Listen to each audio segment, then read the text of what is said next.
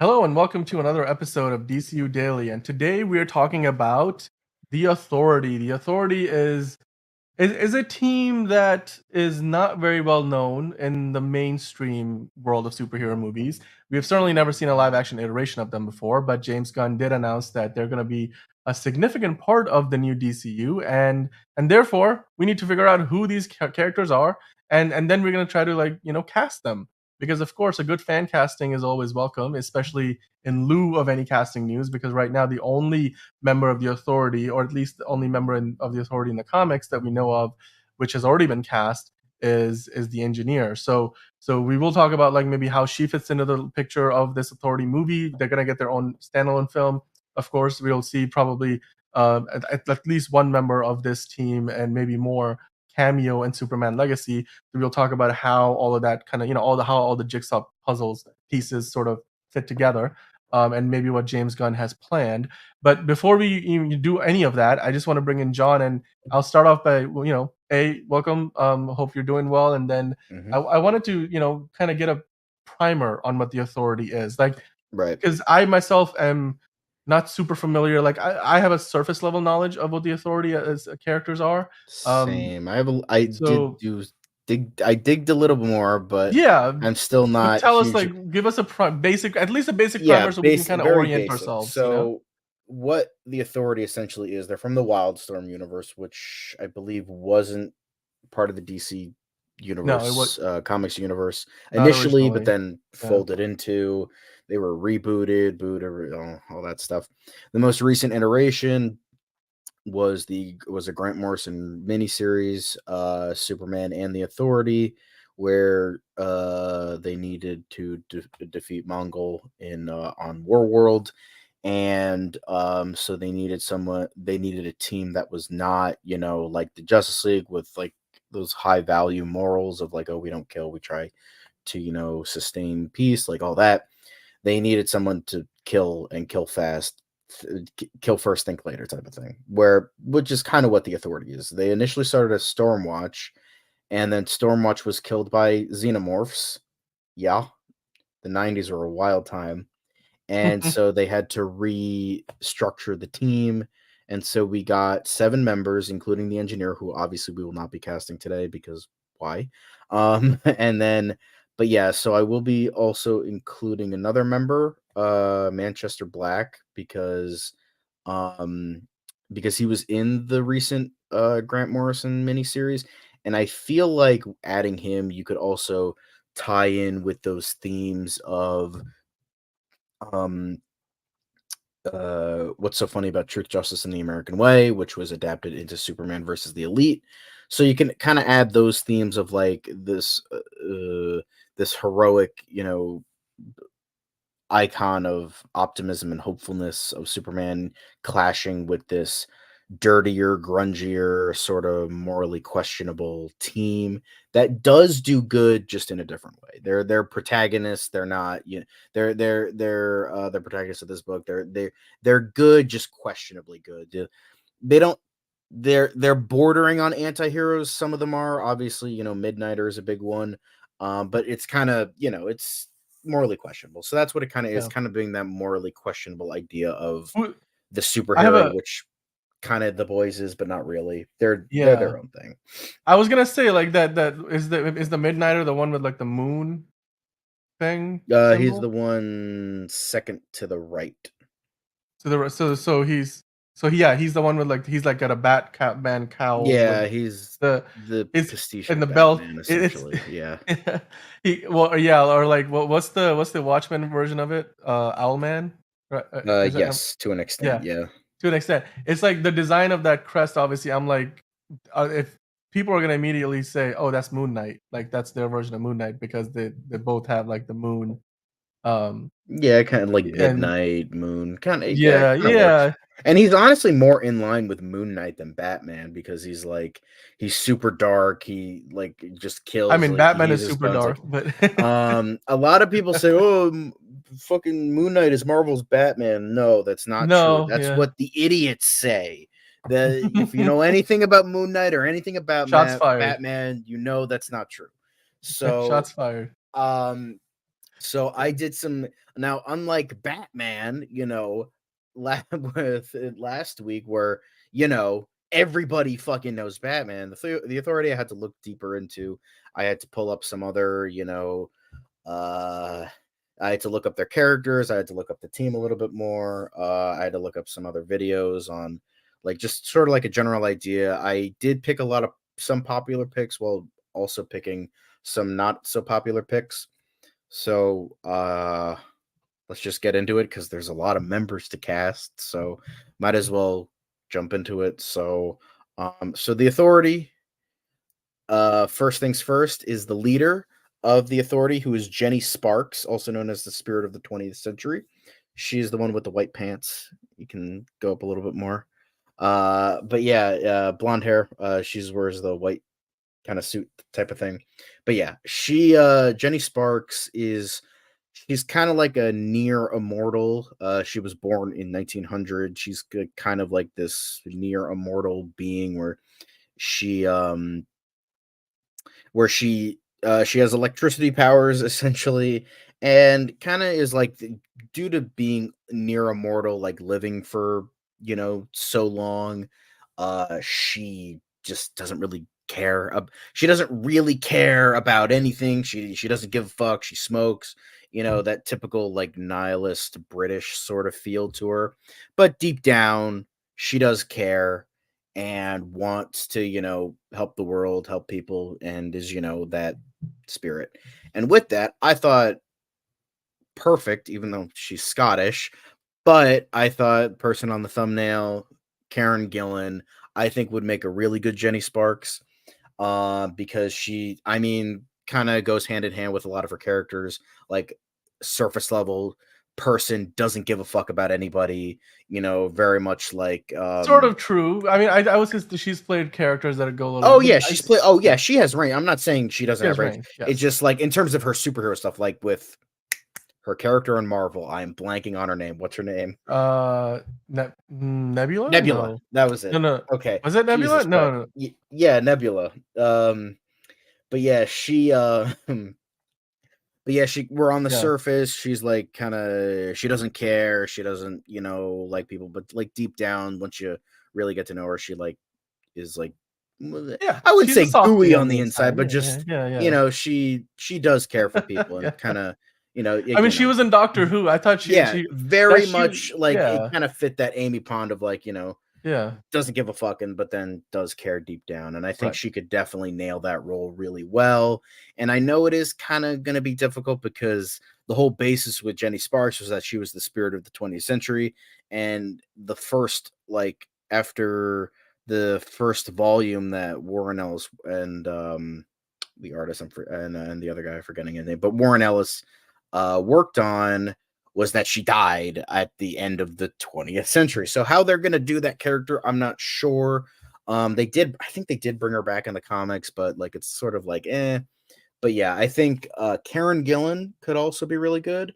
But another character, another actress who I think could be good, but I don't think she would take the role. I think Karen Gillan works because she's worked with James Gunn before. She worked with him on Guardians of the Galaxy and all that, and she is a name, not a huge name, but a name enough.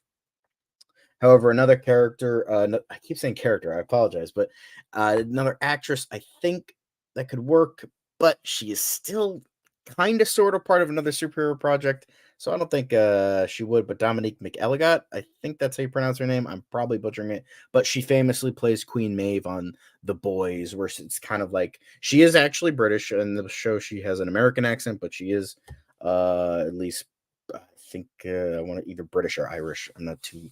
I blanked on that. I apologize. But yeah, I think she kind of fits into that, like, doesn't care about anybody. And I think, like, especially with She's basically the someone, boys' Wonder even Woman. though, Yeah, yeah, like, even though, like, Queen Maeve isn't actually Wonder Woman, where she's actually lived hundreds of years type of thing, yeah, she definitely gives off that vibe, yeah, as someone who's lived that long, probably because it's part of her persona of like, oh, she was, the yeah, back, yeah. the fake backstory that Vought, Was it pushed on her these character guys. that kinda finds her way, like, she kinda gets out of Yeah. picture at the end of Yeah, the last season? at the end of the last season, Yeah. she allegedly leaves the Seven and goes off with her girlfriend or wife. I forget if it was Yeah. which one, but she goes off. She's like, I'm done with this. I don't want to deal with this. So I can't imagine. Like, I don't know what like contracts and what they have planned for her type of thing. And I could imagine that this actress is probably sick of that type of character, so she probably doesn't wanna go from one She didn't wanna keep superhero getting project. typecast in the same Yeah, kinda typecast, yeah. she probably doesn't wanna, but I just think someone of that vibe, and I think that actress could do a very good job. She's very good in this Yeah. show. That's all I've seen her from, so she's good here, and she fits that character, and I think she could do really well as, Jenny Sparks. So in terms of the next character, is well, the two that go hand in hand with one another are Midnighter and Apollo, which I bet the surface level sort of pitch was like, what if Superman and Batman were gay? That's kind of what it was, but like weirdly enough, it does kind of work and it's decent representation. So like, that's pretty good. So Midnighter is kind of like this mysterious, more brutal Batman-esque character. Like he's not Batman, but like he can kind of, surface level. Like there's like more to the character where but he's not dealing with like, you know, who's the mask, who's the real guy. It's just I'm Midnighter. I like to kill people. That's it. But there's like he has like a life, but it's like he's Midnighter. That's like the thing. He's Midnighter. So then you have that. So then on his boyfriend, later husband, Apollo is essentially gay, brutal, one-dimensional Superman in a way. Can Um you actually one thing I wanted to ask, like, in this image yes. that we have on the screen, Yes. point out the 2 characters so that we kinda know who we're So talking Jenny about. Sparks is in the middle. She's the leader. Yep. And then the two people on either side of her are Apollo to the left, Midnighter to the right. Got it. So Midnighter is, of that's, course, the one with, like, the moon, and then Apollo's yeah. kinda got that triangle thing going, which Yeah. which sort of borrows from Superman, but also then, like, the Marvel Sentry, which Right. is also a ripoff of Superman. So, yeah, it's definitely and then we have had, like, other comics that like, Right. what's that other show that was adapted, Jupiter's on Legacy. yes, Or yes. Jupiter's Legacy. Yeah, like, That the was some surprisingly a really good show. it I was, know a lot of yeah, people didn't like that. I really liked that show. Out of the yeah. 3, like, non-Marvel DC shows that came out around The Boys, Invincible, Jupiter's Legacy was my favorite out of the 3 of those. Yeah, I just think I it was was surprised too with how much I liked it. expensive for Probably. how it performed. I think even for Amazon, they were like, I don't think it's worth moving forward with it. But yeah, no, okay. So continue with what you were saying. I just think like Yeah. overall these characters like they have enough of a silhouette that in a world we will have a Batman and Superman, you can use them as like a foil, but also because they're different enough, they could still function as good counterpoints to what Superman and Batman are as Yeah, they characters. So could, yeah. and, um, but I feel like I wouldn't want them to derive too much because then that's just, Yes. Yeah, yeah, yeah. uh, Although I'm sure like, like they're their somebody own like characters. Peacemaker will make some kinda like joke Yeah. that's a little meta about like, "Oh, you're basically a discount store Batman," or "You're basically a Superman ripoff or Superman wannabe." Like, I'm sure there'll Yeah, be something like that. also Brian So, Hitch is the other guy who made yeah. the Authority. I wanted to throw that in there. I didn't Yeah, wanna, yeah, throw him to the guns, but yeah, yeah. so Midnighter and Apollo. So for Midnighter, real quick, I think a guy I am kind of stealing a bit from Nando V movies a little bit, but he knows the characters a little bit more than I do, and I want to give him credit but I think Luke Evans would be really good, and I know there is a little bit of a like sort of like a discussion on how gay characters versus gay actors are implemented in media.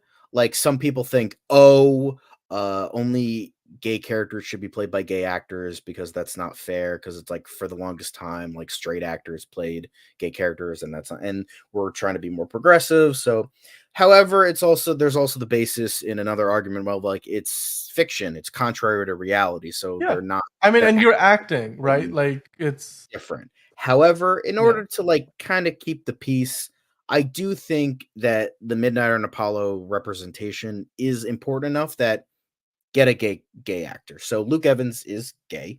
So I think he's done a lot of like those like gnarly, brutal characters in a lot of media, and I think like and he has been cast in a lot of different comic book. I'm pretty sure he's probably been cast as Batman. Oh, hey, look, General Zod there too. He's been Yeah, cast Michael as Shannon, yeah. Batman in a lot of stuff. Sinestro is another big one. I think he would make an I think he exemplary fits the Sinestro. look, people just when they go for casting for the look, that's when they think of, "Oh, it's Luke Yeah. Evans, I Sinestro." just think, like, the thing is the man has so much range. He could play all of these characters and be wonderful in Yes, all of them. absolutely. I mean, One I of was the most surprised with how underrated. much I liked his Yeah. Gaston. Like, like, that wasn't a great Dude, movie. He do was do you good. remember they were gonna do a spin-off with Josh Gad and Luke Evans and really build on, like, what they had set up in that movie? I don't know why it never happened or if it's still meant to Who happen, knows? but they were gonna do it 'cause I mean, maybe, like, Disney shied away from it, but I don't know. I just think I remember thinking not just thinking, I remember reading that that movie they were gonna do a spin-off because of Right. how well that worked on screen. I love Beauty and the Beast's live action remake is probably my favorite of all the Disney live action remakes, but I think I Cinderella digress. might be my favorite, but Jungle Book was also It's really up good. there. It's up there. Definitely Um Cinderella's up there, but I prefer Beauty and the Beast. I think that I would put it like a step up from that. Anyway, you were but saying. yeah, so Midnighter, I think Luke Evans could do it really well. Um, but the other, actor I have is Andrew Scott. Not who you would think would be kind of like that Batman pastiche, but like I think he has enough like done like darker edge characters, like his character in I think it was one of the James Bond movies. I think it was Spectre, I want to say. He was really good in that kind of like just the smarmy douchebag kind of. And does have a little bit of that. And then on top of that, obviously Moriarty and also Andrew Scott is gay, so that also adds into sort of That's that it, yeah. necessary sort of thing Representation, you would yes. have with these characters. So I think Luke Evans would be a better choice, but I think Andrew Scott also definitely has the range and definitely has that sort of like don't fuck with me attitude, brutality that like Midnighter could have, and like just like sort of that, visceral nature. I think he could do really well. Um and again, man has range. He's talented in a lot of aspects. He could probably play a number of characters. I know he's been fan casted as Scarecrow a lot, and I think he could do that very well. I can Um, see that. Yep. Mhm. but yeah, I think he would be a great Midnighter. I think the both of them would be. I would slightly prefer Luke Evans, but Andrew Scott could also do a really good job. But and then in terms of Apollo, I think getting an unknown would probably work, especially if you get someone as big as Luke Evans, who is a name, not the biggest name ever, but he's a name. I think like having like, and as long as that chemistry between the two of them work, I think Yeah. getting an unknown would be a very good decision. Um, However, if you do want a name like, okay, the Authority, nobody knows these fucking characters. We need as many names as we can get. Karen Gillan is a pretty good name. Luke Evans is a pretty good name. However, in order to get another name, a guy who has been fan casted for Superman so much, recently played another gay character in a superhero medium with Matt Bomer. Was yeah, Uh, what was he? What are you're he's talking about Negative Doom Man Pat in Doom Doom Patrol, Patrol. right? Yes, yeah. Dude, Um, by the way, I've loved Matt Bomber from his white collar days. I'm like, since that oh yeah, I've the had man's insanely there's a talented. bit of a man crush because the dude is like one of the most like good looking dudes in all of Hollywood. It's not fair. Like it's Well, he's and happily married, so stop I'm talking. I'm not It's I'm not I'm hitting just on him. I'm just kidding, I'm I'm just just kidding. saying like, um, um and yeah, he's in Fellow Travelers. That's the show that is on right now, and Yeah. Um, he's I think he's playing a I think that's he's playing a gay character in that show. So Yeah, I mean, Yeah. and I've heard So only good things, like, about that show, so yeah. oh, yeah, so I think he would do that character very well, and he's kinda the only one you can really think of in terms of, like, 'cause the thing is, man, the man has been cast as fan cast as Superman so much, like, like, he voiced him in, I wanna say Superman Unbound, which was a really good, animated film, um, so the man can do like Superman-esque, and I mean, he has the look, he has the, personality, he's got everything in terms of this sort of character. So, I think he would do the role magnificently. The only problem is with the character of Apollo, what I've noticed is that he's kind of like what people kind of view Superman as, sort of this one-dimensional guy with a lot of power.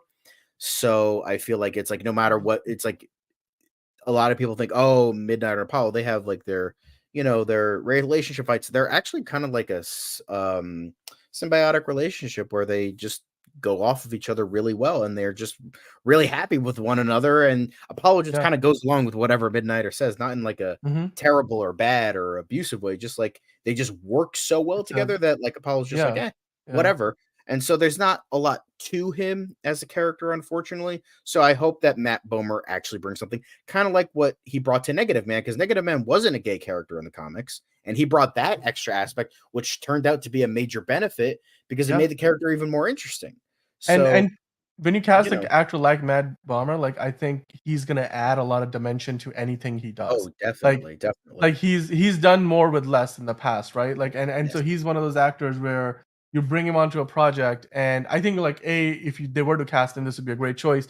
B, they're bringing somebody like him on means that you're trying to create a character that's not so one-dimensional, and I don't think James Gunn wants to create an authority where it's a bunch of cliches, you know? right. Like, you don't want to have it be a situation where people go to this movie and we're like, "Okay, so that was, those okay, so there was the Superman, Batman ripoffs," and you don't want them walking away thinking that. You want them Yeah, to walk away remembering that was Apollo, that was Midnighter. These two characters exactly. are their own entities, and I think Matt Bummer can pull that off. He's got the talent, and he's certainly got the charisma. And of course, when you Oh yeah, put him opposite an Luke man Evans unleashes or an Andrew charisma. Scott, Like it he makes it look yes, easy. Like he makes it. Yes, definitely. yes, So I think Matt Bomer could definitely do that well. It's just I couldn't really think of anybody else because I think he would just kind of be too perfect for the role. Um, but I think an unknown could also work, like someone who has the chemistry with either of my just actor decisions or whoever they actually pick. So I think that could also work. The next character I have is Jack Hawksmoor. In this picture, he is all the way to the right. He's at the barefooted guy with the suit. That's Jack Hawksmoor. Jack Hawksmoor has probably the most interesting power out of all of these guys, where yeah. it's a where it's a power you don't really see that much. He is the god of cities. He can use the power of a city to Hmm. do whatever he wants. So How does essentially, that how does that work? Is he like cyborg? Like, are we talking like he can well, connect what into happened the was he was systems, or kidnapped as a child. He got all of his organs sucked out and replaced with alien machinery parts. And he has, hence why he's barefoot. He has treads on the bottom of his feet so that he could like feet. He has like kind of like Toph from Avatar: The Last Airbender, where he can like feet more like feel the city. So he can like use a building to like make like a fist and like punch somebody, or like he can like like if somebody's traveling through a city, like he can feel them traveling through it, like anything you can imagine, like with like an urban environment, Jack Hawksmoor can do, which is like the coolest idea in terms of like, because I think probably the basis of that was like, oh, this guy, these superheroes, they fight in cities. Why not have a guy that can use the city to his advantage? Like I was looking through pictures and I was looking through videos who were describing these characters. Somebody posted a picture and I had to look it up. I had to look up the comic, and it's true, where he made a city into a giant kaiju. And I'm like, that's fucking insane. Like I would love to see that. That would be cool. But yeah, Jack Hawksmoor, he's a guy that kind of has that black and white morality, sort of like he's the good guy, but like he definitely can fit into sort of the Punisher anti-hero vibe of like we want to do what's absolutely best for the world and we'll make those decisions we have to that nobody else will and do them so that the world is a better place. Like I think once Warren Ellis left and Mark Millar, of course, Mark Millar enters in, and Jack Hawksmoor became the new authority leader after Jenny Sparks died. Yeah. He like was like, okay, let's go after like corrupt dictators, start killing them, and like Now that actually can do apply to something in the today's world. like, Yeah, world, so, right? like, Like, they yeah. could do a lot of fucked up shit with that. Yeah. So, That's a good way to describe it. Yeah. he makes those decisions and Mhm. that kind of thing. I think someone you, like, kinda and he's, got enhanced strength, got all those things, like, he's a brawler, like, he's, like 'cause he's, like, dirty, grimy, kinda like if a city was a person type of thing, you Yeah. know? Just like Yeah. his I personality, mean, or who's playing If City Was a Person kind of a thing in a movie that is coming out soon is Jake Gyllenhaal in Roadhouse. Uh, so, And yeah, um so I think Jake Gyllenhaal would be a good choice for Jack Hawksmoor. I think he kinda just has that sort of, brutal, grimy attitude to him. I think you Mhm. should go with someone a little bit older, that's who my second choice is, but I think he I mean, you would can age up Jake yeah, Gyllenhaal a oh, little bit. sure. I just Yeah. think, like, someone made a good point where it's like he kinda has, like, a dad vibe to him, not He like could pull it off once you not once like you in a put some facial hair on him, right? Like, yeah, it's not like in a cheesy way, but like he like just sort of like this tough yeah, fucking dude. Like Jake Gyllenhaal is like kind of like a 90s action star, but like yeah. today, where Dude, he's that's just like a I mean, look, dude. there's Michael Bay right there, like, in that Exactly. That's picture. why I said I'm That like one you Michael Bay. ambulance, like, can I just sorry, I hate to I keep doing this to you, but and I hate to, like, interrupt you, but I just looking at this picture from the set of Ambulance, I'm assuming, um, I could totally see Michael Bay being like, "Let me direct The Authority," because wouldn't it be Yeah, like but it's okay, like, here's the thing. do you because I with wouldn't the mind characters seeing that that, we've but the got thing is, all of the subtlety and nuance of the authority as characters would go out the fucking window. Well, Like that's Michael okay, Bay would fair. just make a generic action movie. That's the Well, problem. but imagine like okay, so you have James Gunn sort of there, like as well as one of the creative leads, and you don't have. I mean, obviously Michael Bay's not going to write the movie, but if you give Michael Bay like a sandbox to play in, I feel like a movie like this can benefit from the way Michael Bay handles scale in the movie. Like the That is most true. recent Transformers movie felt like they were trying to make a Michael Bay movie without Michael Bay directing it, and it looked not nearly as good and not nearly as impactful because just the way he deals with camera movements, and of course, Bayhem. You cannot have a Michael Bay movie without his, Just the way he signature style photographs an of explosion explosion, is actions, camera beautiful. movement, and he doesn't compromise on mixing and integrating the live action with the CGI in a way that feels more natural than a lot of directors. And I Yeah, feel and the like The thing Authority is is gonna have a lot of that. the good thing So, about Michael Bay is that he's yeah. kinda in on the joke, like, he did that Verizon Yeah, commercial. He's like, "I like explosions. I yeah, make movies for 12-year-old boys, and you know what? that's fine. Honestly, he's honest. He's like, "I Yeah, know I make these yeah, trash movies, yeah. but I love making them, It's and they're my bread and mhm, butter. I'm not trying to make art. I'm making schlock, and you know what? I love yep. doing it, and I'm good at it." So, Dude, like damn, there's a epic rap battles of history episode where they're like, I forget who is it's between two directors. I don't maybe Spielberg and somebody else, and then like Michael Bay makes, or I think it's Spielberg or Nolan or something like that, and Michael Bay makes like a cameo in it, and he's like, I just make MFing money, like that's all it is. Like that's he's just like, I don't care who it's for, who wants to watch it, I just make movies that make money, and it's like that's you just because sometimes you just need a movie where you turn your brain off and you just go and oh, yeah, enjoy I the love action, The Rock. The Rock but is oh, I love that, like, unironically, I love that movie. That is what's such a oh my god, why am I forgetting the most iconic like Nicolas Cage line from that? What was it? It wasn't the AAB. That was a different movie. There's that a was Vampire's Kiss, I think. the no, yeah, no, but there's like a really fun. There's some because the first time I saw it, I'm like, there's some Nicolas Cageisms that are in there, like that anyway, I digress. Yeah, but it's just I'm like, just yeah, it saying, would I'm just saying.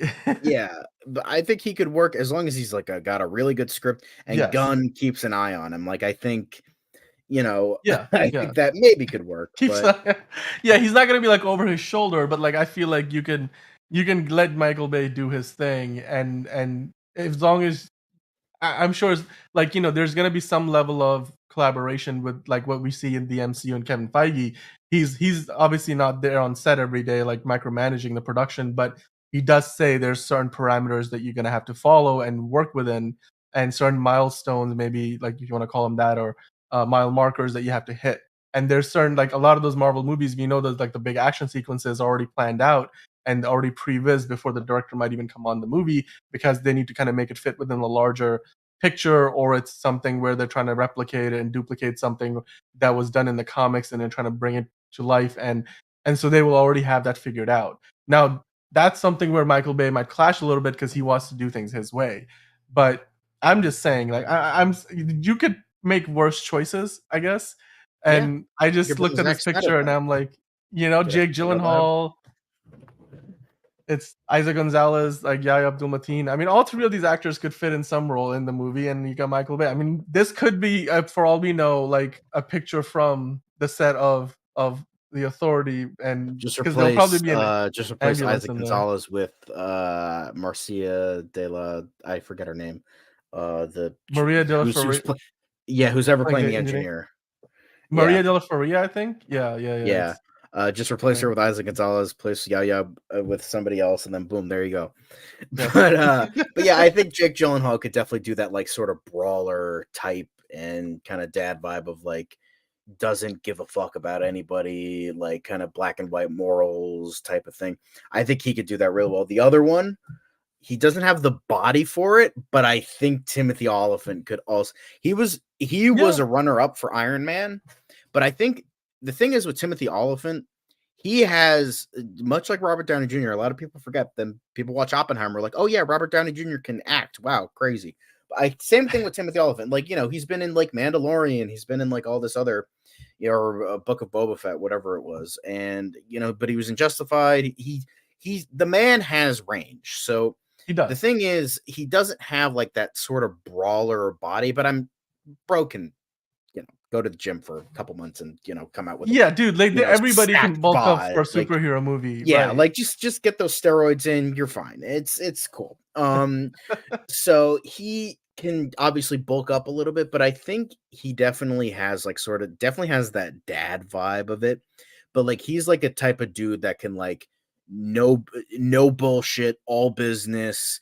I need to do what I need to do to make this planet a better place. And if that means fucking mowing down every fucking, you know, asshole that I need to do, then he will do it. Like I could And definitely see Timothy Olyphant doing that. I mean, the other big thing And about him is you mentioned that this character becomes at some point the leader of the team, yeah, right? And I look at Timothy. I think I would have a harder time personally buying Jake Gyllenhaal as the. Not saying he can't. I mean, I'm sure he can. But if you were comparing them, I think Timothy Oliphant can pull off like being the leader of a group, like a team, yeah. like and playing that role because I just think he's got like a few more like metaphorical gray hairs on him in terms of like you would feel I mean, that he actually he has gray hair now, so well there yeah and physically and practically too. So I personally think like you can't go wrong with either. If I mean I'm not that anybody's asking for my opinion, but Timothy Oliphant for that aspect, especially if they're thinking long term and depending on where the story goes and how long Jenny Sparks' character lasts, then maybe this might be a better fit. Um, yeah. So I think Timothy Olyphant, like, and plus we need more any the and world needs more. all Yes, Timothy Olyphant more of in any way, shape, or form is always a good thing.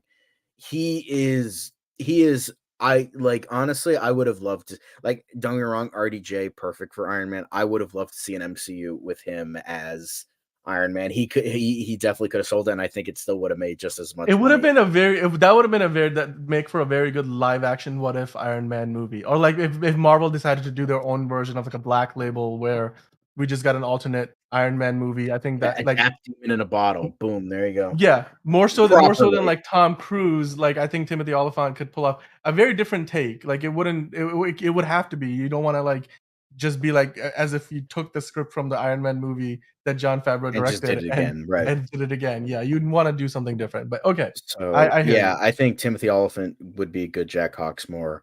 But the next character is the Doctor. No, not that one. But in the picture, he's all the way to the left. Yes.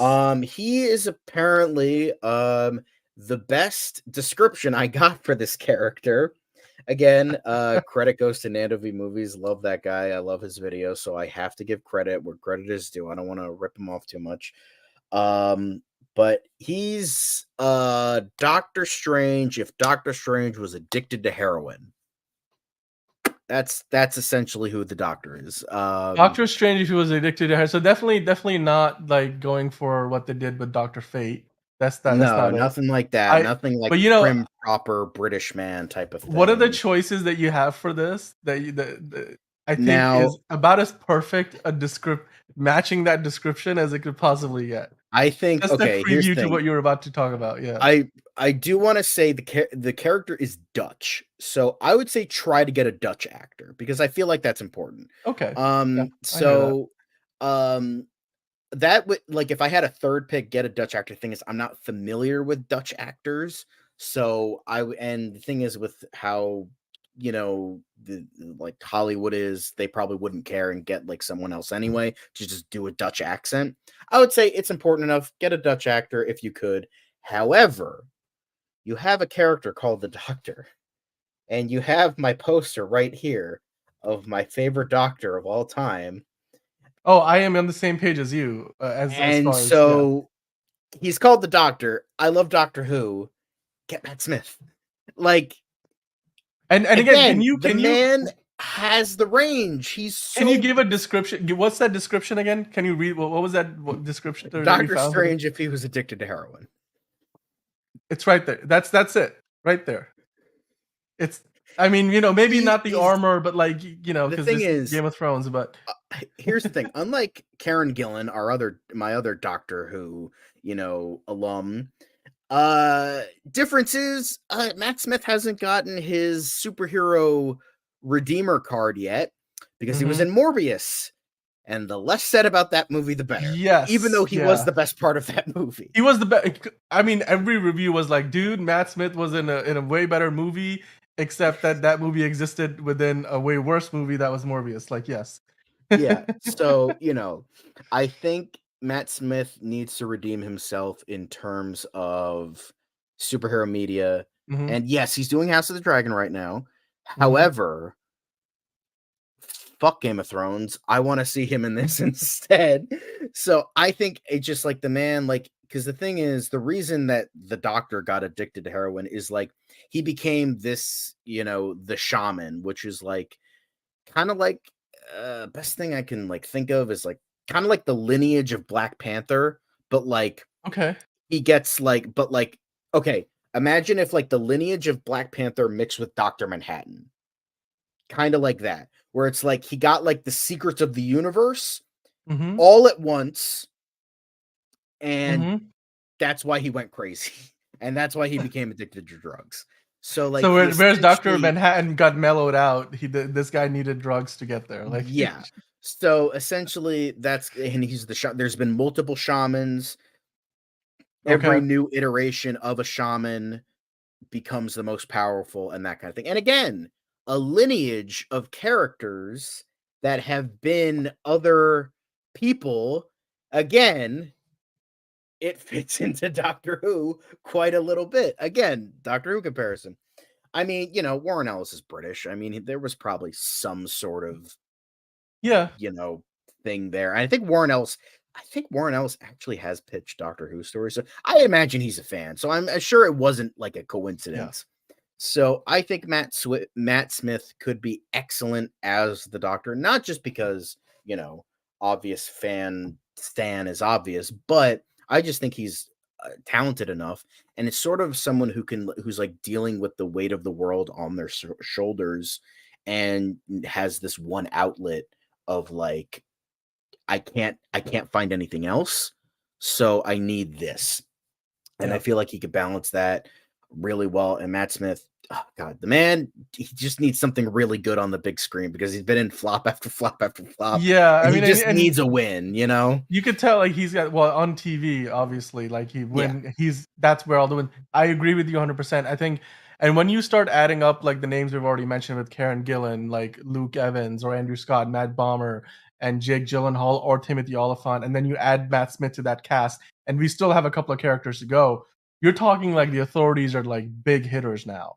Even Yeah. if, like, some of these characters get offed in this first movie, you're bringing in some big hitters. This would be like a big time cast. And it's not like Oh, you're yeah. bringing a lot of unknowns. Even some like even some of these actors who haven't really hit it big in movies, they've hit it big in TV. And nowadays, like the Game of Thrones is like as popular as the biggest movie of the year. Like so, they are well known. They have a presence not only in the North American market or like where English language shows are seen primarily. Mhm. You know them all over the world. These actors, will bring a lot of A-list, Yeah. I star power. imagine, obviously, they're not gonna have these bigger names because I mean, they casted a relative nobody as the engineer. Yeah, yeah, She was in, like, a couple of things, but, like, yes. more unknown than, the guy who Yeah, headlined one of the biggest, like, British institutions franchises of all in the time, past in 60 absolute years. cultural institution. So, Yeah. there's, like, a whole so, obviously, that's why I mentioned kind of an unknown for Apollo, just to kinda Yes. balance it out so you're not getting so many relatively big Yeah, names. yeah. But the other actor I made that mistake again. The other actor I have, someone who's a severely underrated talent, who has so much more like talent than people realize. James McAvoy. The man is like I'm I'm genuinely shocked he still isn't as big as he should be. Like I understand he was Professor X It's again, it's bringing back weird. superhero Yeah, history. yeah. But, like, I feel like he's still not a name. I feel like James McAvoy is Well, still not as big of a name as he should be. Like, yeah, I I mean, just feel can like I will just say this, it's like it seems like everybody who got cast in the X-Men, the first class, as, like, these new iterations of classic characters played by some of the most beloved actors to play those characters. Like Michael Fassbender, a lot of bad decisions, and I don't know what his representation has given him, but, like, outside of a few things, including the X-Men, he doesn't seem to be getting anywhere.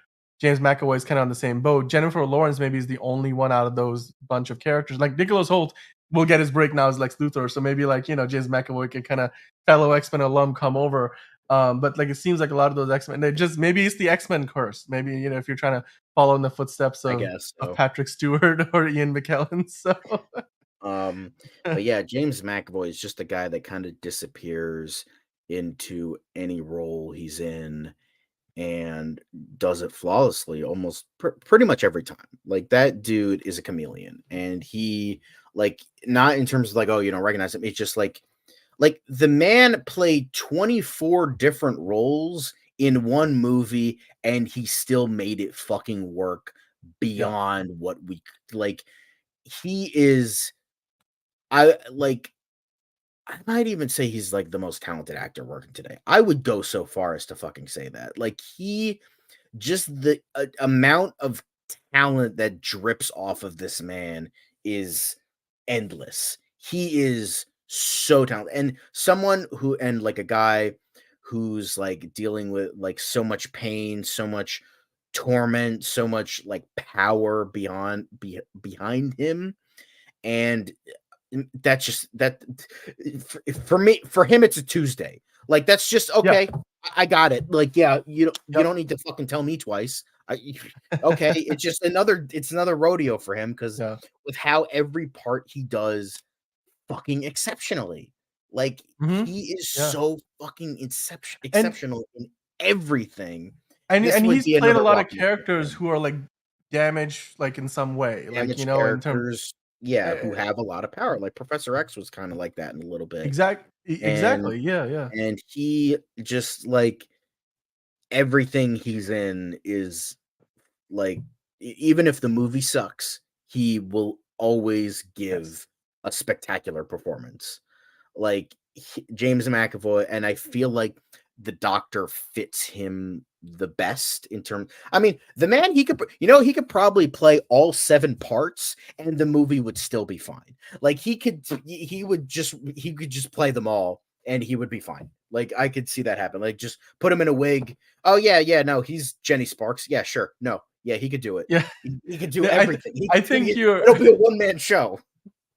you're Uh, marking out about James McAvoy the same way I marked out about Matt Bomber. You're like, Essentially, like I just love him so much, and I think he deserves so much more than what he has right now. And I think the Doctor is definitely just one of just like has a lot of potential to yeah, just be that like sort of character. yeah. And But I I'd love think to see James exactly, McAvoy in that hairstyle, like, that whole yeah, kind of like the Legion hairstyle a little bit. yeah, yeah, yeah. Yep. Um, Mhm. but yeah, the Doctor, intriguing character. Actually, can I ask you a question? What about, like, what was his Dan Stevens in Legion? Do you Yeah, think he could? Because I feel like he would fit the look, and he obviously has the range. That could be another that could potential be yeah, cast that for could be Doctor, another you know? Doctor Um, character. and And he's then, done a lot of stuff, and again, he hasn't gotten this big break, even though he was in The Beauty and the Beast, he was obviously in Legion, he's done a few other things, but yeah, I feel like his again, another star hasn't really quite risen the way we really would talented expect it. actor that I think could do it, Yeah. most definitely.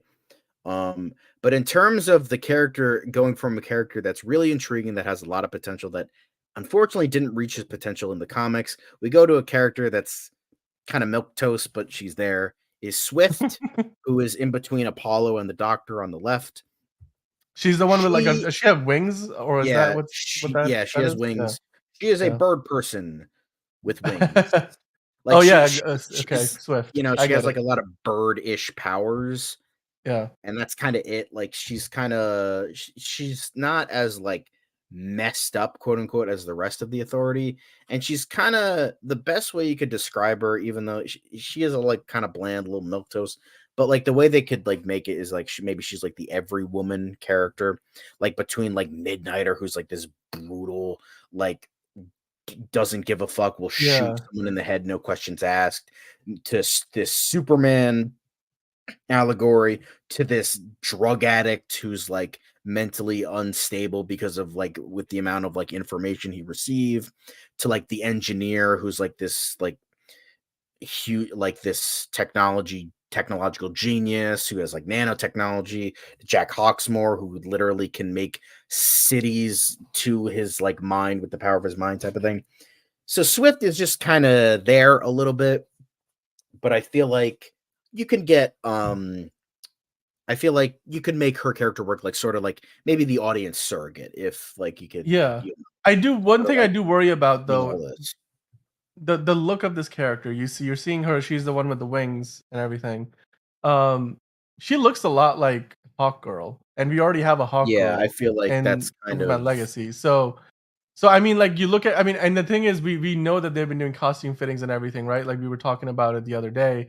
right. They finally have a picture. You have Isabella Merced there, and I would worry that, you're introducing two, because we already have a Batman-esque character, we already have a Superman-esque character. Either you push in that direction and you really lean into the idea that these characters are like counterpoints to they almost are these evil, not evil, but like they're these mirrors to these other more well-known Justice League characters.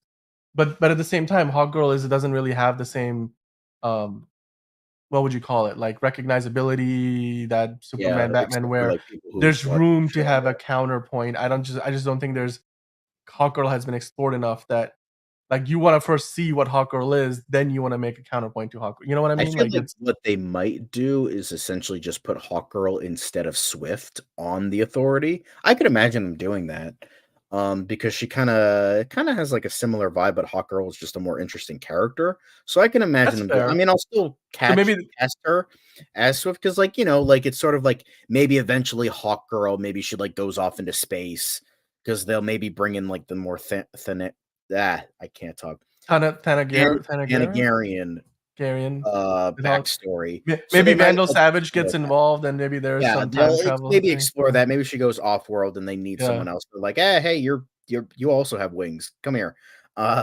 So kinda going back to the Karen Gillan, you know, argument with, like, okay, someone who's worked with James Gunn before because he likes to bring a lot of friends. I mean, he's bringing Nathan Fillion and all that onto Superman Legacy, and with that, I think Palm Clementif could be a good Swift. She kind of, she definitely has a lot of like really like she goes from Mantis to where she was in Mission Impossible: Dead Reckoning, where she's like sort of like this shy little emotional sort of character, and then she like where she's like kind of naive a little bit, and then she Although she goes grew a lot. yeah, she did In grow a lot, absolutely. By the end of Guardians of Galaxy Volume 3, she's a fully rounded character, and obviously she goes. Oh I yeah, mean, if you haven't seen the movie, she's kind of going out to explore herself and figure right, out who yep, she is as a person by herself, rather than being part of something else, whether it was Ego's planet or the Guardians team. Which, yeah, and she exactly. has the range. I mean, and Oh, she yeah, yeah, and I yeah. mean, as I said, Dead Reckoning, she was just this brutal fucking Absolute dude, character who, she like, did could not be more with, fucked like, with. no lines or basically no lines with just her facial expression, especially in some of those scenes where with Tom, Tom Cruise's character. It's Ethan Hunt. I don't know why I blanked on, who Tom Cruise plays in Mission Impossible. Yeah. I agree with you. I'm sorry, I'm cutting you off again. Go ahead. You this is your fan No, no, no, casting, so no, I'll let this you. is, you're bringing in a lot of I feel it's Yeah. funny because I feel bad that I'm talking too much, but, I think, I'm just gonna try to again, it has sneak the in my range. opinions here and there. Yeah, Oh yeah. yeah, of course. But yeah, I think again, the thing is the fact that Swift, if they are bringing in Swift, if they are going to make that character who's not really one of the more memorable No. characters from the Authority, James Gunn's like, okay, I'm going to grab this actress. She's Tibetan. The character of Swift is Tibetan, so Yeah. they might bring in like like I have this Asian actress who I worked with. Let's bring her in for this Asian character. So Although boom, I'm let's sure do that. that's not how James Gunn, like, Oh well, yeah, that's no, I me know. simplifying the thought process, but I see what you mean, yes. But like I'll bring in this actress who I know is talented for this character that's not like hugely popular, and she'll bring something to the character, and that's what I'll do. So that's my mind of like James Gunn is bringing someone he knows can do that role properly. Another if they're going for someone younger, a little bit younger, Lyrica Okano, Okano, I'm probably butchering her name. Again, I apologize. No, I think you got it. No, Um, I think that's it. Yeah, yeah, but yeah, Lyrica O'Connor, she's yeah. a little bit younger. She's, I think mid to late 20s, but Yeah. again, she has I'm not as familiar with her as an actress. I watched a little bit of The Runaways. Again, Marvel jumping to DC kind of thing. But yeah, I think from what I saw of her, she's a talented actress, and I think just talented actress being like who doesn't really do a ton, bringing into another character who doesn't do a ton, but she's talented enough that she could make that character work. But maybe not totally. But again, Swift is kind of a weird character where she's not, she's not Jack Hawksmoor, she's not Midnighter, she's not like Yeah. this huge character that a lot of people love and know. But I feel like this actress, who I've seen a little bit of, could bring something of her own to this character and make her a little bit more memorable. She can And grow into it, like, as the well as the role fact that the maybe. Runaways is a team and she's like worked with a team before and that kind of thing. So I think she could offer something really interesting if they're going for a little bit younger than because Pom Clementif, I think she's older. I don't know how old she is, but she is a little bit older than her. So, and then finally, so technically that's our seven of the Authority because that's the magical number seven. 7, yes. Well, no, Because I mean, obviously is they've it already 7 though? Because they had 6 in uh the Avengers, and then they promised to unite the 7 in Justice League, but they only got 6, well, so they're dumb anyway. So yes, yes, so the I'm just character I saying. wanted to include, as I said before, was Manchester Black. Now he was famously on The Elite, and he Right. kind of fits into more of that Wildstorm sort of extreme 90s persona because the what's so funny about Truth, Justice, and the American Way was kind of a reaction to more of those extreme characters and ideals of like kill first, ask questions later that the writer, who I'm unfortunately blanking on, I think it was Joe Kelly, I want to say, wrote it like sort of as like why the character Superman, who is like that pillar of optimism, hopefulness, we need to be better than the people we're fighting, why he wrote that story, and as well as the fact the Elite was sort of DC's answer to the Authority.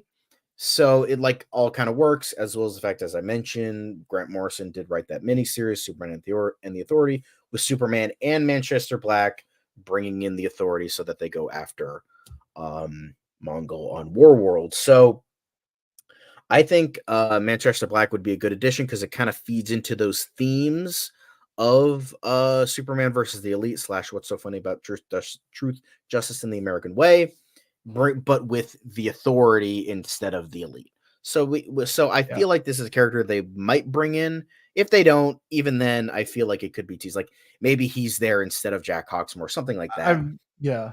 because he has a little bit more noteworthiness to him than any of these other characters. Kind of like my idea of bringing in Hawk Girl instead of having Swift for the Authority. So I think with Manchester Black, he is very well known.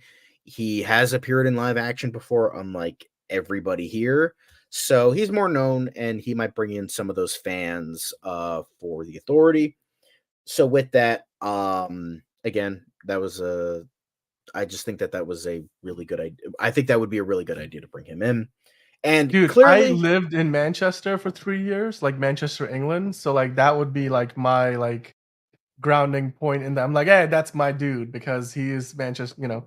I saw yeah, I was researching him, and there was, like, there's a website called Manchester's Finest, and they put an article together. I'm like, "Yeah, like, that's a character I would be like, yes, yeah. that's my people." Because, Um, like, in the Marvel world, like, you have Miss Marvel, and that's, like, you know, a Pakistani American teenager, so I'm into that. Anyway, oh I yeah. let's talk about your who would you wanna play, have played Manchester Black? So I Yeah. think Manchester Black, he kind of fits more of into that anti-hero role a little bit more than the rest of the Authority. Um, but I think if he's willing to make the jump from one iconic British character from DC to another, I think Matt Ryan could do it. He obviously he's shown as Constantine in like he was pretty much the be all end all for so many people. Like this guy is Constantine and Yeah. nobody else. I Keanu mean, to the Reeves, who's point that? dude, Yeah, to the point when the Constantine 2 movie with the Keanu Reeves potentially returning was announced or, like, said that it's in the making, a lot of people were like, "But why not just, you know, continue with Matt Ryan? Like, he is the yeah. one who should Well, then." mainly And because yeah. Legends of Tomorrow completely and utterly ruined him as a character. They That's had why the they don't want to bring him back. well, there was So promise in the beginning, but then I think it went off the rails pretty quick, like, once they did a lot of what they did to a lot of characters in Legends of Tomorrow, I feel like. yeah. So, That's why I essentially stopped watching the shows. Like they completely butchered this character and the yeah. pretty much be all and end all for so long of John Constantine as a character. So, it's not great, but I think like Constantine and Manchester Black kind of fit into the like in terms of like British guys who don't give a fuck. Obviously, Manchester Black is like still at the very least like very different in terms of like he's like bordering on villain. He's the thing is about Constantine is that he's kind of neutral. He's like, I will exercise a demon if you want me to. I'll fight some demons, but I don't really care about anybody. Manchester Black more so has like a cause around him. He definitely Yeah. like just like will fight like the dirtiest fucking people and like kill them and all that. So sort of like that really visceral nature. And I do think Matt Ryan could definitely exceed beyond that to Yeah. Manchester Black's levels. Again, he's a very good actor, and I think he has the range for it. So I think he could go even farther, as well as the fact that like CW completely butchered that character. So I don't think I can't I'm sorry, I can't see that character again played by Matt Ryan like in a serious light ever again because they complete how Dude, much they as somebody who ruined did not him. watch a lot of it, I still think he could, like, if they brought him back as I would appreciate because I I didn't don't see a lot know. of that. I actually, I by the don't know time they if got to the point where Constantine was a regular on the show, I had stopped watching the show because Legends of Tomorrow went off the rails, like, after season 1 or 2. I think, like, even season 2 was a little, like, because up until then, they had been crossing over with the other shows, and then I'm like, "Yeah, okay, I don't think I can follow this anymore." So, yeah. yeah. So I think Matt Ryan as Manchester Black, even though he's Welsh, could work. But the other pick I have, who would also be a good Jack Hawksmoor, would be Dan Stevens. Dan Stevens definitely is a guy who it's just like Legion and um, almost like Constantine, Manchester Yeah, Black kind of go hand in hand, where he's just like this dude with like a lot of this power and like thinks he knows everything about everything, and he really doesn't. And but he yeah. just has all this power that he thinks he needs to be used in the proper way and will do it no matter what. I feel like that kind of, it fits into that to a T as well. And Dan Stevens, again, he's a severely underrated talent. Maybe not as much as my fanboying for James McAvoy, but again, I do love. Ever since I watched Legion, which I still stand Dude, by, is the best comic book show we've ever gotten, or have, or will ever get. I'll okay, Easily, look, I am still on the what was it, season 2 or 3? I forgot how many seasons did the show have?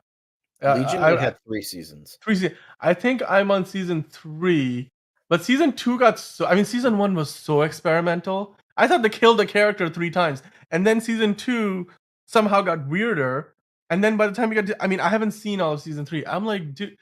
Either this is there were times where I'm like, I have no idea what is going on in this show anymore, but it's somehow still the most compelling thing I'm watching, like, Oh yeah, on TV, and it was just yeah, his character was because I would compare the way his character was to Rami Malek's Mr. Robot in a way. a little bit. Again, Yeah, not a fair comparison, but in a way, and I just felt like where Rami Malek's character started to lose me a little bit in season 2 of Mr. Robot, somehow Dan Stevens' character of like in Legion, despite the fact that I couldn't figure out like head to head, like make heads and toe of like what I didn't know what that show was about at that point. But I was like, I'm compelled by this guy and the choices that he's making, and he showed a lot of range. And then I feel like everything he's done in movies has not really kind of tested that yeah, range. I feel like his TV projects have pulled a lot more out of him, and that's probably definitely. why his star hasn't risen as much because he hasn't That's really gotten yeah. that breakout role yet. So Yeah, most definitely. Like James McAvoy, it's like how.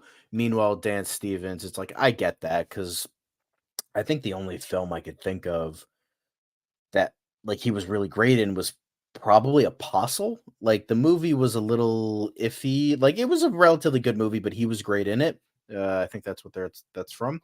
Um, but I think yeah, I it's kind of obvious why he hasn't taken off as much, yeah, but which is a shame because he has so much talent behind him.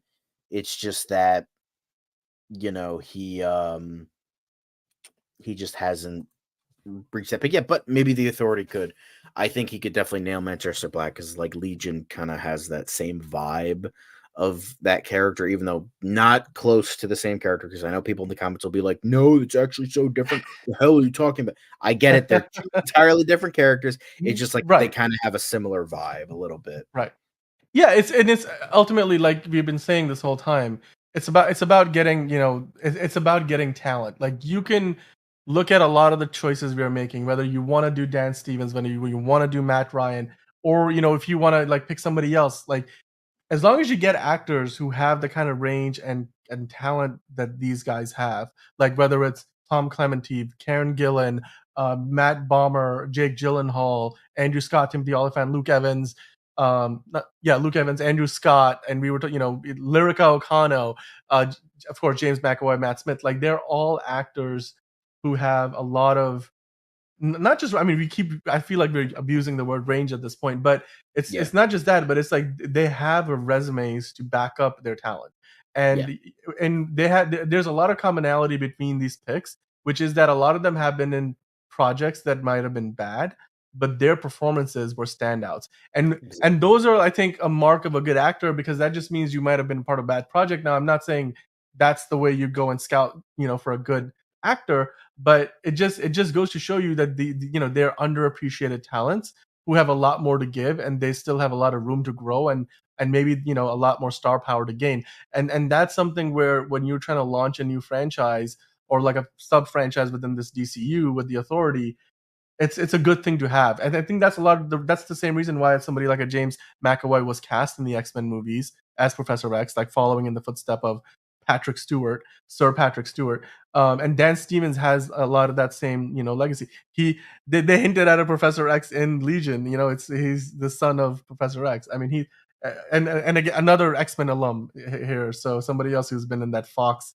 house and now potentially Yeah. coming over to DC. So That's what yeah, the vibe I was trying to get, like people who have worked, because it's like, well, yeah, I don't think they would be typecast, but like they have like the awareness of like these characters, how yes, important they are to people, like yeah, in that an kind of appreciation wheelhouse. for the fandom too. Right. Yeah, I mean, Nicholas Hoult was cast as Lex Luthor and he was Beast, so yeah, it does yep. work. But yeah, I do have one more for Manchester Black. This is definitely a reach because I prefer Manchester Black to be like this weird, kind of thin, skinny, like waif little motherfucker. And my next pick for Manchester Black definitely isn't that. And the fact he's still currently in superhero projects as of right now. They're working on his third film Pretty with big one.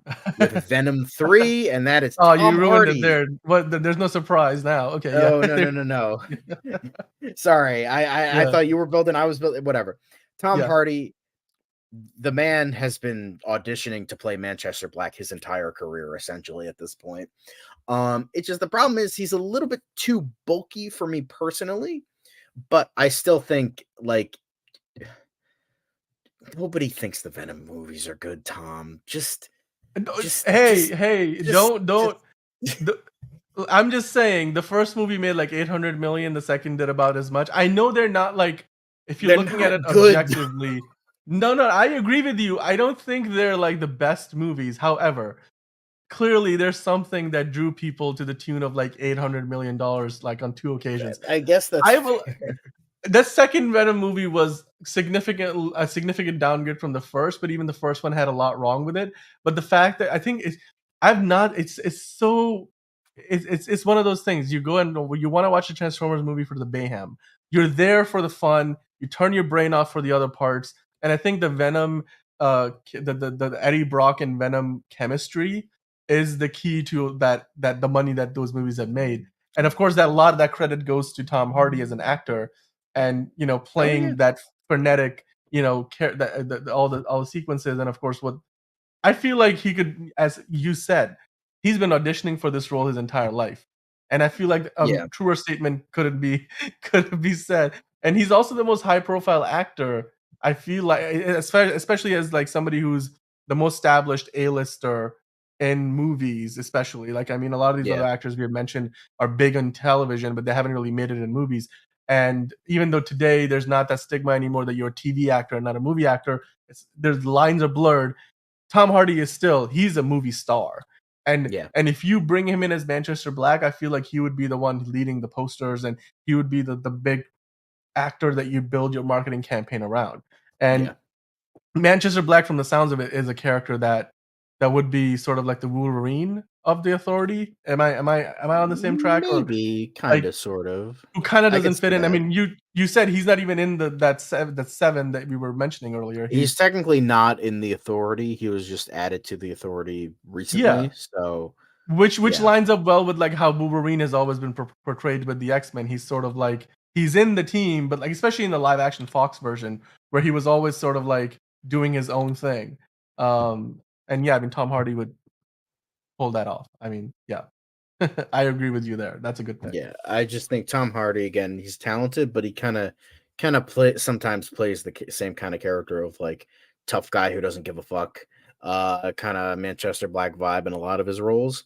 And it's funny because like Eddie Brock is not that. Like he's No, just this no, like not it's just like it's funny how they got Eddie Brock, like the original Venom here, and mainly in like a physique form, but like in personality, it's not Tom Hardy, which like I'll give him credit for. Like it's not his yeah, usual stuff. Like somebody made a really fair point of this. I forget who was it. It may have been a tweet. It may have been like a Tumblr post where it was like I fully expected him to like halfway through the movie just take his shirt off and be covered in baby oil, where he was just gonna have his sexy moment that like every other fucking male, action Mhm, star has. But no, he's just mhm. this Even Paul guy Rudd who's in Ant-Man, yeah. who's on this like on the brink of throwing up, is constantly sweaty, is like Yeah, acts like a dude who has schizophrenia throughout the mhm, entire movie, and yeah. like the famous lobster scene. So like you Oh, think yeah, yeah. like he's gonna have like this sexy moment of like Tom Hardy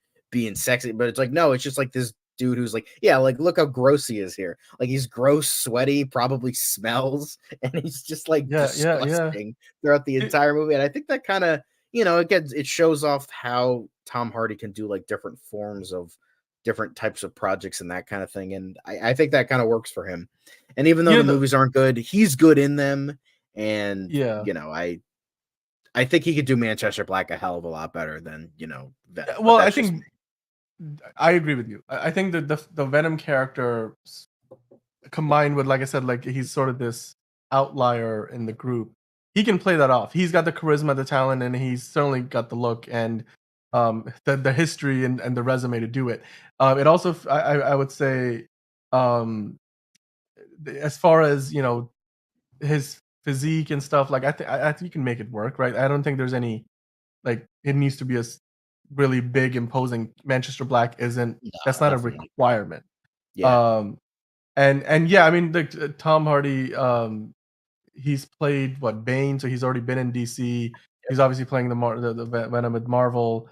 There's just like a charm to the man, and I think he can pull it off.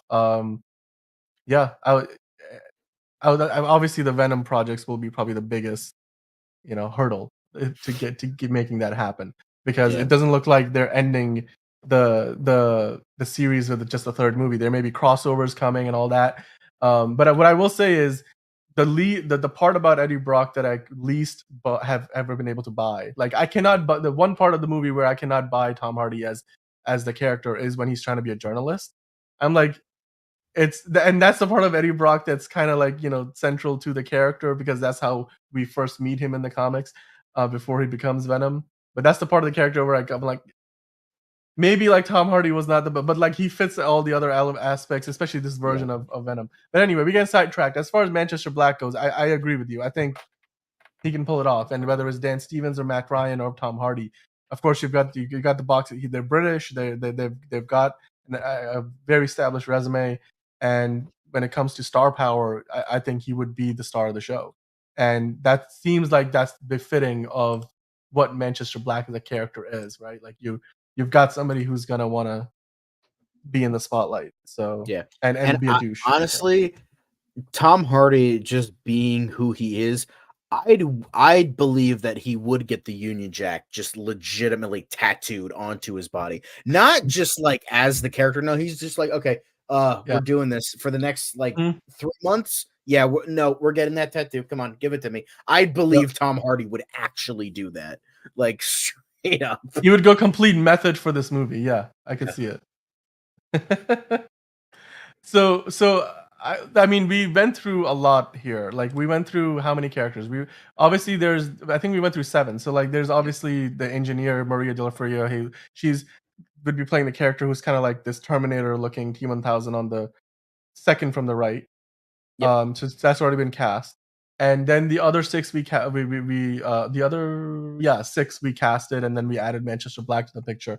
And you did mention that Swift, which is like the Hawk Girl looking character, instead of Swift, they might just have Isabella Merced's Hawk Girl be on the Yeah, they Authority. might do that. Yeah. So and she's already gonna be in Superman Legacy. So whether she's part of the Terrifics, or whether they're building up to the Authority, I did want to quickly touch upon how do you think they're gonna form the Authority, because we know that Sean Gunn, famous from Gilmore Girls as Kirk, and then Kraglin in Guardians of the Galaxy. I loved both of those characters. He can play that slimy character who's also like pulling off a very slick facade. Um, he's playing Maxwell Lord. Yeah. Deadline confirmed a couple of months ago at this point, I think. Officially, James Gunn hasn't said this, but Deadline's got some good inside sources. So they said that he's going to be playing Maxwell Lord, previously played by Pedro Pascal in the Wonder Woman 1984. So of course he's on to bigger and better things with the Fantastic Four.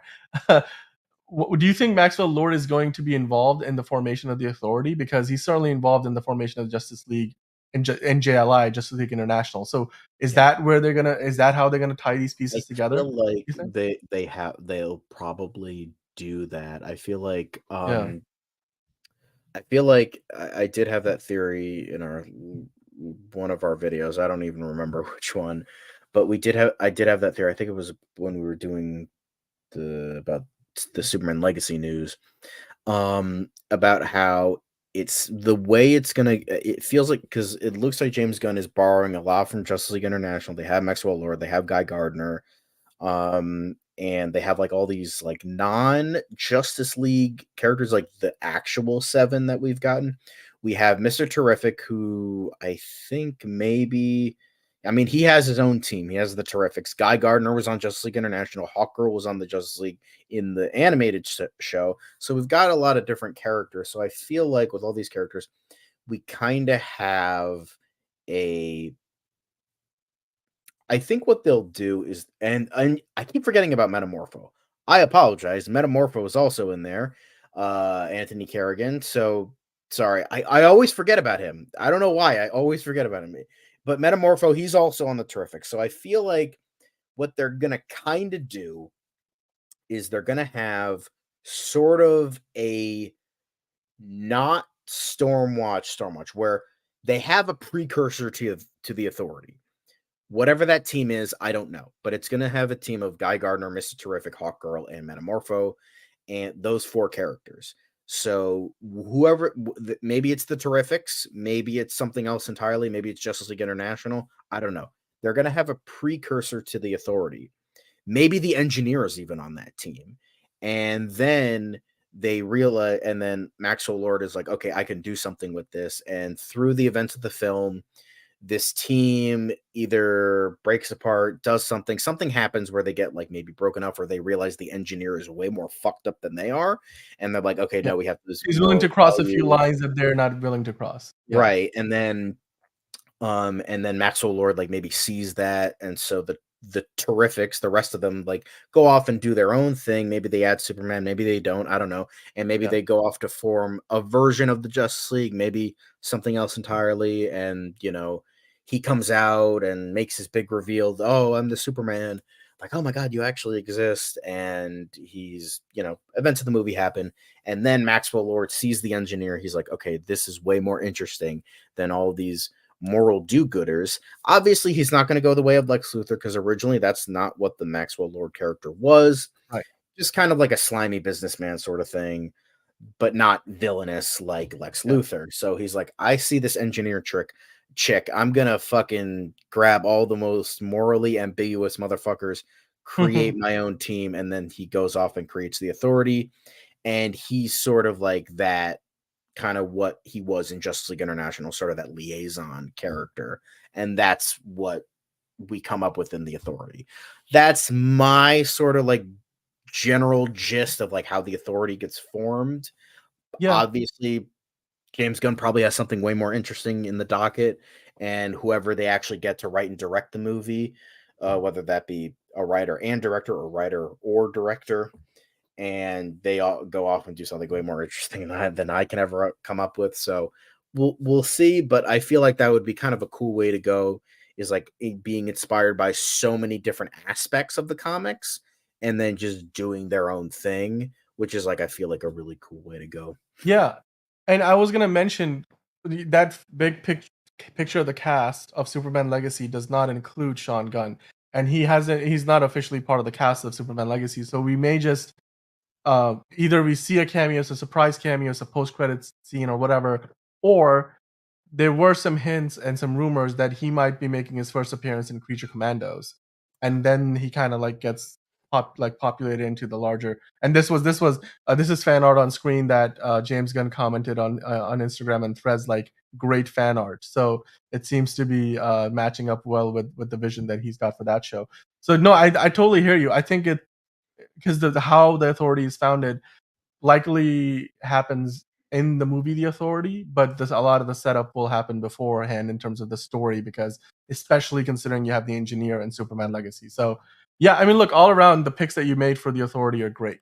I mean, I couldn't have made better picks. In fact, you had Manchester Black and picked out well, Dan Stevens picked out as Manchester Black, and then I pitched him for what was it? The Jack Doctor. Hawksmoor. No, I I think was it? It might have been. I think I was like, yeah. Well, either one. I either mean, like, Jack there's just Hawksmoor or the Doctor, one of oh, the the two. Doctor. Yeah, I thought. I know. Actually, I think I said the Doctor because I was like Okay. going the hairstyle. It would work well. Anyway, but you look all around.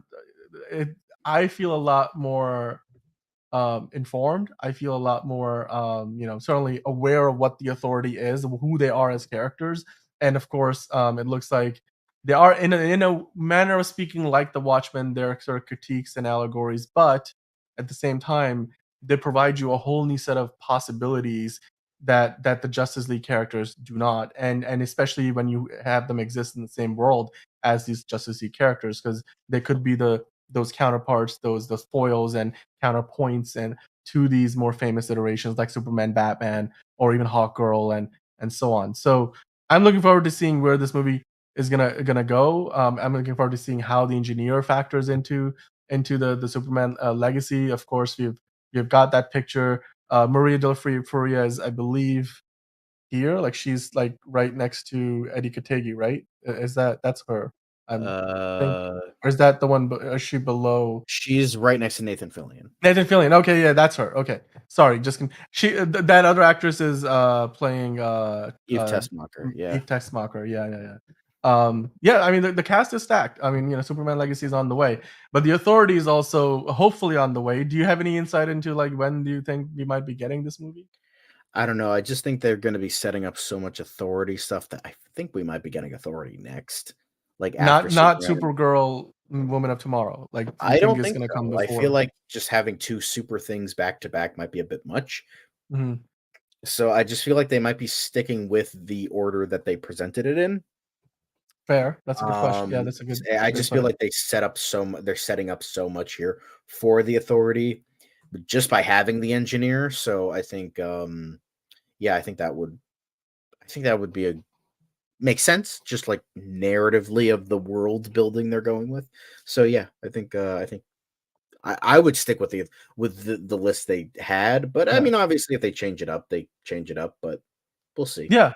Yeah, and this is a fan question that we got on YouTube from Hunter Iggy. He's a regular watcher, viewer, commenter, love hearing from Hunter, and he asked, like, "Who would you cast for Mongol?"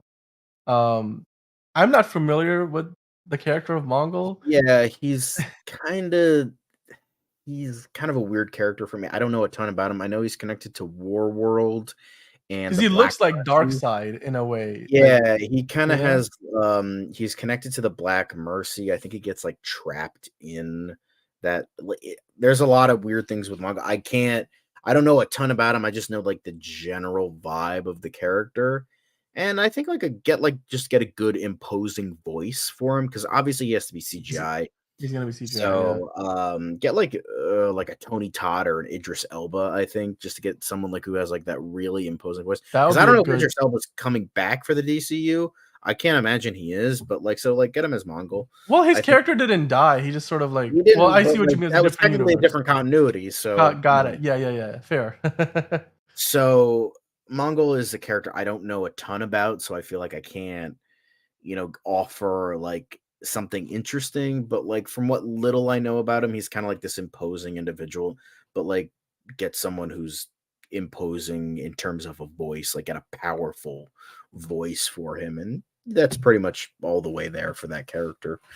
Sorry, I can't give more insight. I don't know a lot about No, Mongols. yeah, I mean, it looks like I was reading up on him, and it looks like he's got his own alien race that he was like a king, and he then there was a revolution, and he had to flee, and then he activates War World at some point, and it looks like the story is very much gonna at least the most well known story that he's been a part of is like War World based, which I think the more popular iteration of that involves Darkseid and like you mentioned, Apocalypse and such. But he's been part of Injustice League, Superman Revenge Squad, a version of the Suicide Squad, and also Sinestro Corps. So I mean, maybe that's a character more for down the line. I don't see them venturing out. I mean, yeah, James Gunn does go pretty out there with a lot of these, characters and the shows and movies that they've pitched. But I would say the character like this, you'd want to probably not approach until unless he's part of the big picture already with chapter one.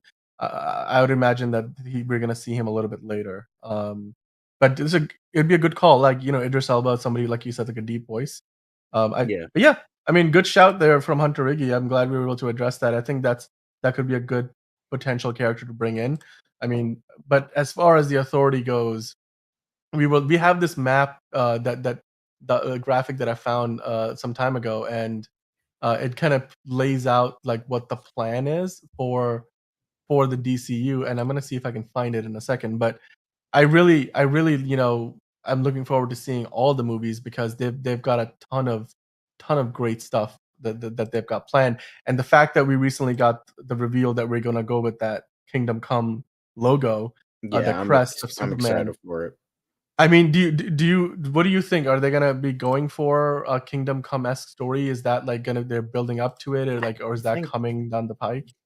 I think like I know the rumor mill is like, oh, they're doing Kingdom Come, but like reversed here. I don't think they're gonna do that. I mean, I kind of like my idea where it was like, oh, he's Superman is a known figure. He is Yeah, known for the first year. It just he hasn't dealt with a huge threat yet. So maybe he kind of has like a homemade costume, or he has like a very, you know, not like kind of a new costume, like something that he hasn't, worn a lot. And he has the S, and then getting going with his Kryptonian heritage, getting more informed about that, like realizing what that is, that kind of thing. And in this case, they're using the Kingdom Come logo as the crest of L. That would be really cool, because I mean it would make more sense that it looks like something that doesn't look of this world than you know um just an S, right? yeah, So, I think that's interesting, and I love the look of it. I know a lot of people are like went crazy, like it should be yellow. It shouldn't be yellow. It should be black on the fucking in the background. It's like I think both would look awesome. I wouldn't mind if they go for the black. Again, that kind of feeds into that Twitter post of that. It's like it's nothing you've ever seen before in right. terms of this iteration of Superman, who's a year two Superman, who's using the Kingdom Come logo. So I think that could be cool. So I would say stick with the black because it looks really cool. But I know the yellow would look awesome too. I mean, it's just an awesome logo. So I think it would be fucking cool. Yeah. So, No, it's fair. I mean, and look, it looks like if at least if you go by the version of the character that we saw with Brendan Routh, he may be able to pull off the underoos on top and the belt oh yeah, because well, I mean, Brendan Routh's obviously not playing the character. I'm just saying that in that design, they've at least you've got some precedence, and yeah, that'd be interesting to see.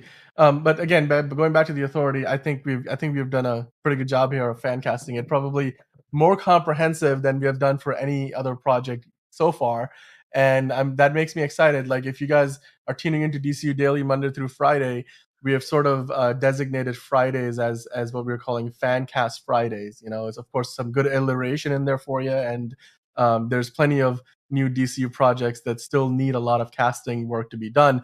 And while James Gunn, Peter Safran, and co are busy doing the real work, we are here doing all the speculation, and we are more than happy to take your suggestions.